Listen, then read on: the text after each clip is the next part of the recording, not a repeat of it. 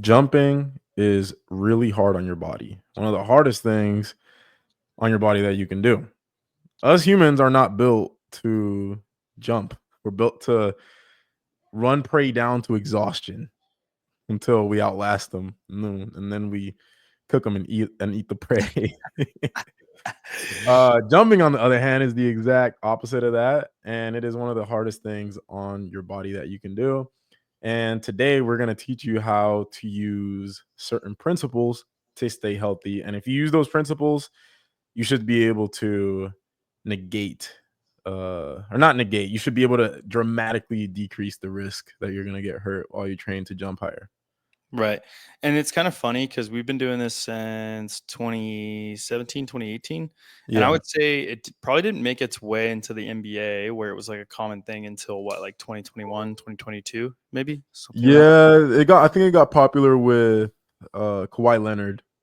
That's when it Yeah. got popular. Everybody was getting mad that he was using load management. Which is totally fair. Yeah. So it's kind of funny now because looking back, I think people were like, "This is so dumb," blah blah blah blah blah, and you and I were like, "Nah, actually, there's something behind this." And now pretty Athletes, much they're everyone does it. softer now. They're soft. They're soft, bro. That's what it Yeah. is. It's just that now they're bigger, stronger, faster. They play more games, and that's why they're soft. You know what I Yeah. mean? It's because Yeah, they're just better, more Or explosive or it has organisms. it has nothing to do with them being faster, stronger, and playing more. It has everything to do Yeah, exactly. with how Oh soft no, it has they are. nothing to do with that. It's just them being soft. Yeah. No, it really is that, right? Like even if you look at the NFL, I think in the last 50 years or 60 years, a defensive tackle has gone from being one of the biggest, most explosive guys on the field at like I want to say the average size was 190 something, maybe in the 60s or 50s. Now those guys are 280 pounds plus, or maybe it was an offensive lineman has gone from like 190 to now like easily in the 350s. So now when you have a collision with those guys, the damage is extensive, right? It's a Yeah. much bigger car crash. It's like getting hit with a semi truck, not a 4-door. So in the same way in basketball, you see a lot of the time that these guys they're bigger, they are faster, they are more explosive, and despite everyone's best, you know, what would you say, best argument that that's not the case, that's not what the data indicates. The data is indicating that these guys are bigger, they are faster, they are stronger. Part of that's strength and conditioning, part of it's the popularity of the sport. Even now we've got what, a 7 foot, how many, like Wilt was in, what year did he play, was he popular? In the 60s? 60s, 70s, or was Yeah. it even in the It 70s? Yeah, a little bit. Like, I think from, like, 59 to 72 or something like that. What was he, 7'1" or something like that? Yeah. Yeah, 7-1. So how many other 7'1" guys were in the league at the time? Nah, not a lot. Not as many Yeah. as there are now. So the league is getting taller, right? I Wembanyama's I now actually 7'4". How many 7'4" you know, guys I made? I actually watched a Jimmy High Roller video on this. Um, I think if you compare the early NBA to later, they got taller, but the heights actually haven't changed much. I think the outliers have gone up a lot. Like, now you're seeing, like, the Well, I 7. think now in the last 10 years it's changed because a little bit because the game is shifting more towards like a perimeter based game. Yeah. Yeah. But when bigs were like in their prime, you know what I mean? Like I Yeah. guess maybe they were bigger then, but I would definitely say that the game schedule. Well, actually, here's another question I have for you because I am curious about this. Is the schedule?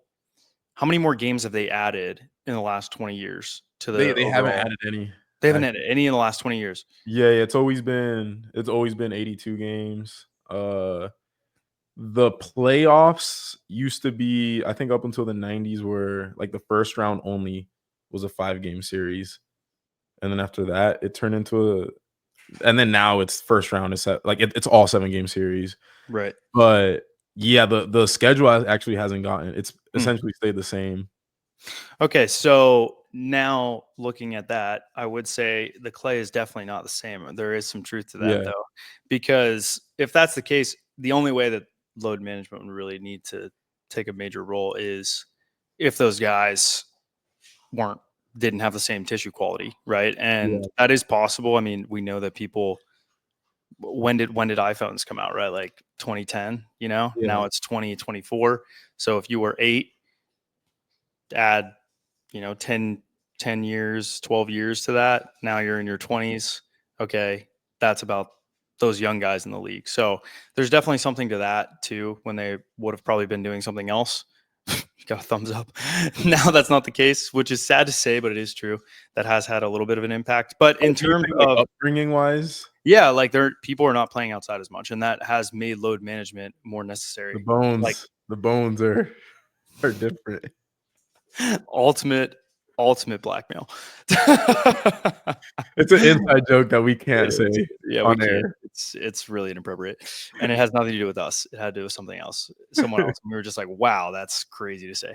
Somebody Um, somebody we know made a very hot take, racist comment. yeah, and we were Uh, like, yeah, "Did you just say that?" And Isaiah and I kind of stood back and we are like, "I can't believe that came out of their mouth." yeah, It was insane. Anyways, so yeah, the clay is not the same though. There is some truth to that. But load management has definitely done a better job of helping guys compete with, I would say, longevity of careers is probably the biggest difference you'd see. And the outputs that guys yeah. have on a given night is able to be a little bit higher, right? Like LeBron's what, four? Is he over? What is he now? I don't even know. Old. I think he's 40. I think Yeah. he's 40 years old Again, now. you see in the NFL too. Like now we've got Tom Brady Or he's out there. 39. He's about to turn 40 next month. Yeah, like some of these that's pretty unheard of in the sport. I feel like, Yeah, in general. So people are getting older when they're playing. They're able to play longer, and part of that is load management. Before it was get in there, kid, tough it out. Now you can kind of manage the loads and save guys for longer, right? Where you can have them later in the season when it matters more, and you can manage that stuff. So how do you do it, Isaiah? What is the best way to go about load management? What are some things that you think are like big mistakes that guys make? one of the biggest mistakes is increasing your workload week to week by too much. This one's top of mind right now because I just pulled a muscle and I went. But you're So never supposed to be hurt, I dude. was jumping. So I was doing my regular weight training. I was jumping once a week, playing 2 basketball games a week, and probably 20-ish max jumps. Just pulled a muscle, and this last week maxed out a back squat, maxed out front squat, maxed out power clean, maxed out my belt squat. Had a jump session. Uh, jumped jumped regular session about 3, actually like 4 games, 20 to 30 jumps, and then another session 2 days later, about 50 jumps. So my workload went up by jumping volume wise, like 250% Yeah. increase. What's funny is like I remember on Friday, you guys were like, "Well, could we do another session because Austin's leaving?" And I was like, "I would not advise this. This is Yeah. not something I would recommend." And that's Um, usually when injuries happen, to be fair, yeah, it's is when when there's pain. we derail the plan. Yeah. I mean, it's not that big of a deal because you also don't have any events coming up, but I like load management is a lot better when you're looking at like connective tissue. It Yep. works for everything else, and it kind of all comes together to make sense, right? Like if you're really fatigued and you try to increase your output a ton or push too much for too long, you're definitely going to be at a risk of injury. But specifically for tendons, load management has been one of the best things that I think we've popularized in our space because we have to, right? Like Yeah. it wouldn't have been possible to get you back to jumping at all without it. We had to manage the weight room, we had to manage the jump volume, and we had to very carefully increase the percentages week to week to week. Yeah. I think with the Achilles, it's a little bit different. I think with the patella, it's pretty much like clockwork at this point. Anyone with a patella problem, if you give me like I can do it in a month and still apply the same principles. But if I had like infinite amount of time, there's no doubt in Yeah. my mind I'll get someone back to 100%. And then I Um, and then I think, second principle, stop doing what hurts. yeah. Well, That's a within big one. reason. Within Yeah. reason. I think a little bit of discomfort can be good. It was again with tendons, but with muscles, yeah, that's another big concept. Definitely agree with Yeah. that. What's your Well other one? well, Anything specifically, else? I mean, if you're playing basketball every day and that's hurting your knees, you should Oh probably yeah. stop playing basketball every day. Probably drop that off and you're gonna feel a Yeah. lot better. Any other Uh, big picture concepts you want to include? uh, Next day pain. I would say pain within 2 days should go back to baseline. So if you feel a 2 out of 10, you do whatever the stimulus is. 2 days later, you should feel the same as you did before that stimulus. Um, that's a big one. You can work through a little bit of pain, like you said. I would say like my guideline with that is tendon wise, it's okay if you feel like a 2 or 3 out of 10, and then it warms up to pain free over the course of the workout. PFP is really similar in that way, at least for me personally. Um, what's another one? Warm up. Take your time warming up. I don't even think Huge it's a one. load management principle, but that is Yeah, sweet. yeah. Well, if the title of the video is how to not get hurt jumping. All right, fair enough, fair enough, fair enough. Yeah. Uh, So yeah. warming up, actually, to that point, yeah, warming up is one of the simplest things that you can do to decrease your incidence of injury. When I Like, tore my IT band, I don't think that would have happened if I would have had no, a I long agree. warm up. Like, not taking your time to warm up and pushing through when you're not ready is a great way to get hurt. Like yesterday, for example, again, I'm editing this video and Austin is punching the shit out of one handers. And if I would have pushed to that level of intensity when he was, I would have been ruined. I would have been wrecked. Or like when you're trying 360 East Bays or whatever, and I was like, okay, I'm still doing layups. Having my headphones in and checking out saved me because there was a couple jumps where I tried to turn it up a little bit, and I was like, okay, that Yeah. was a lot on the tissue, but I'm gonna wait, like especially specifically with my hamstring, waited a little bit, and I was good to go. I was ready to like dial up the intensity a little bit. I So always tell myself if everything felt perfect, your body's giving you permission to go a little harder. yeah, yep. I think too, one thing that maybe I would add with some of the rules to guarantee you stay healthy is if you feel something, give yourself a minute or two to see if it goes away immediately. Sometimes it's almost like if you had a string that was really taut, or like a guitar string, imagine, and you Yeah. pluck that string, it's vibrating a little bit, and then it stops and settles down. That's almost what some of my muscles and tendons feel like. It's like it takes a second. I might feel something. Maybe it's not necessarily like pain, but it's okay to let that settle down, and then maybe you walk around or shoot around a little bit and you're ready to go again. I think a lot of the time when I get hurt is whenever it's like I've induced a little bit of fatigue and then I maybe felt a little bit of something and then I like push really hard the next jump, you know what I mean? Or something like that. Yep. That tends to be whenever I kind of mess myself up. So what I'll do is if I do feel something, I'll dial back the intensity and slowly bring it back up over time throughout the session. I think that has worked really, really well for me in the past, and being able to maintain intensities, Yeah. throughout a session, which is really important when you're trying to improve long term. So, is there anything else you can think of? We went over this already, but follow the plan, especially for our THP guys out there. Like 99% of the time someone gets hurt on our training is because they did something that wasn't on the training. It used to be bad with you guys.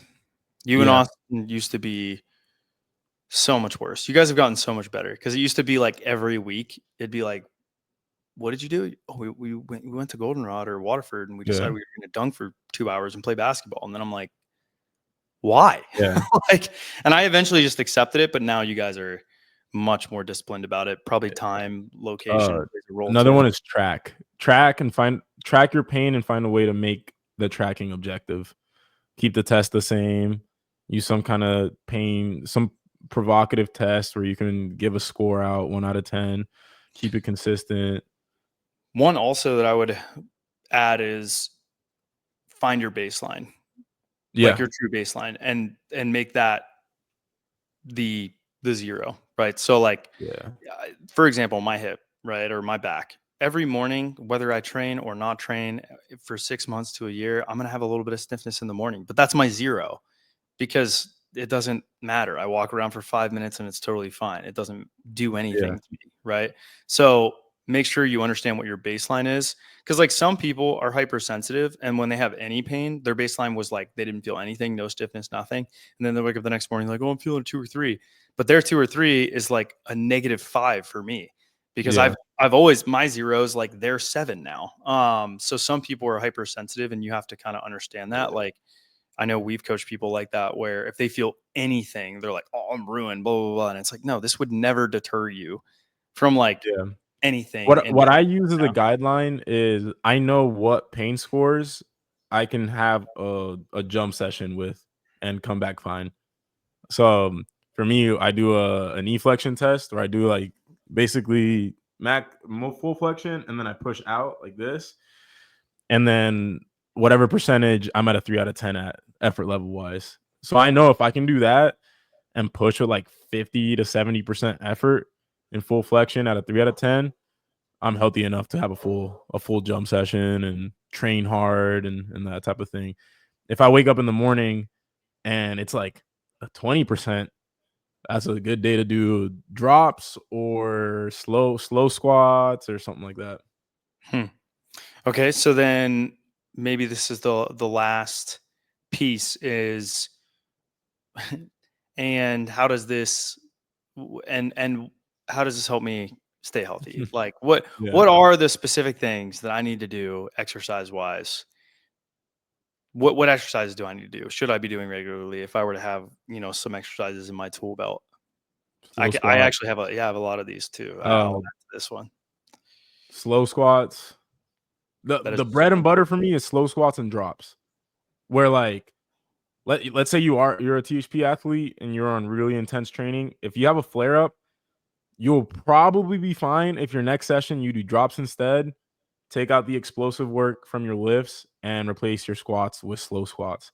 Yep. And like 90% of the time, you'll feel amazing by the next week. And I didn't used to do that with you guys. I used to say like, "Oh, we're going to take a full week," but now I'll just say, "Look, we can maintain the integrity of like 90% of what you're doing." Yeah, Like if I initially wrote 6x3 last two at 80%, I'll be like, "Okay, now we're going to go 6x3 still, that's fine, but all of these I want slow."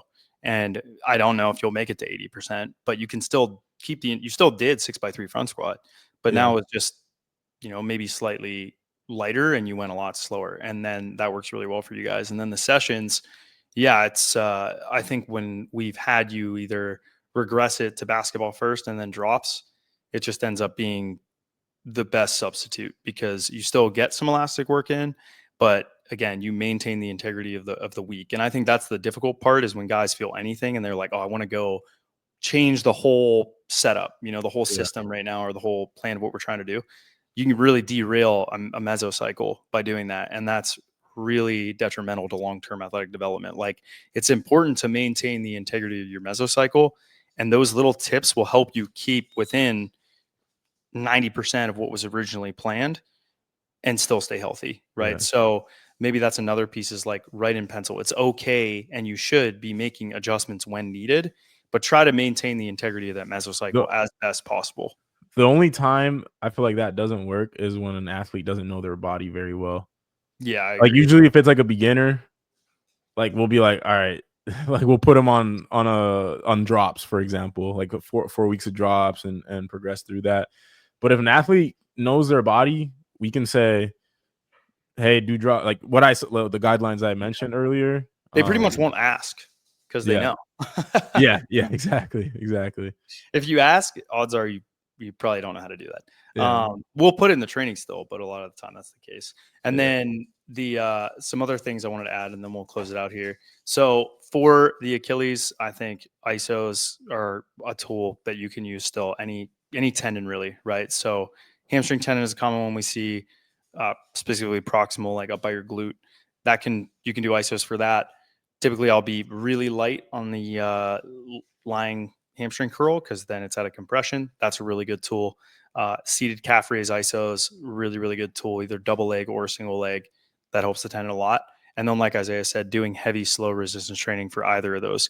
This is in research, it's evidence based, it works incredibly well. And doing that, again, lying hamstring curl is really good. And then doing it on the calf raise if it's an Achilles or something like that. If it is your knee, Isaiah likes slow squats. I actually prefer heavy, slow leg extensions. It doesn't matter. What matters is that the musculotendinous unit, so the muscle and the tendon, is being under load, high tension for a long period of time so that you potentially have creep happen in the tendon.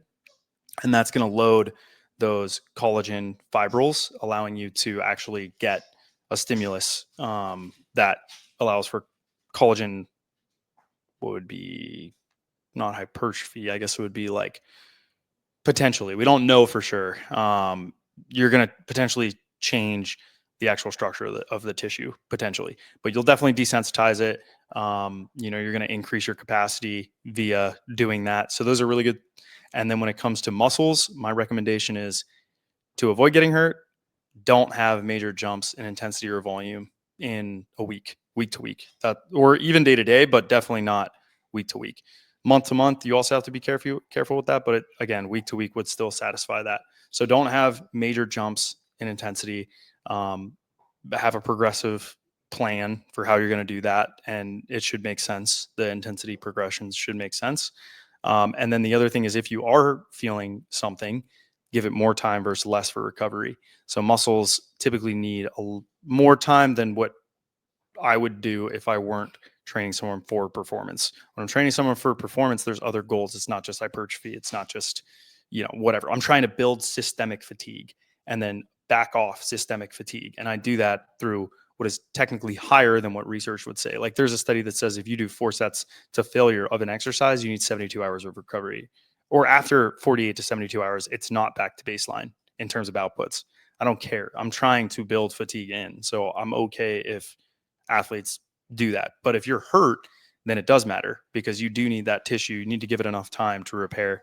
And this is kind of a lesson to Isaiah because he's about to go through this as well. So more rest is typically better when you do have a pulled muscle or a strained muscle or something like that. Obviously, it depends on the grade. 1 is different than 3 for the grades of those strains. But I've noticed more rest, especially specifically hamstring, quad, calf with my guys.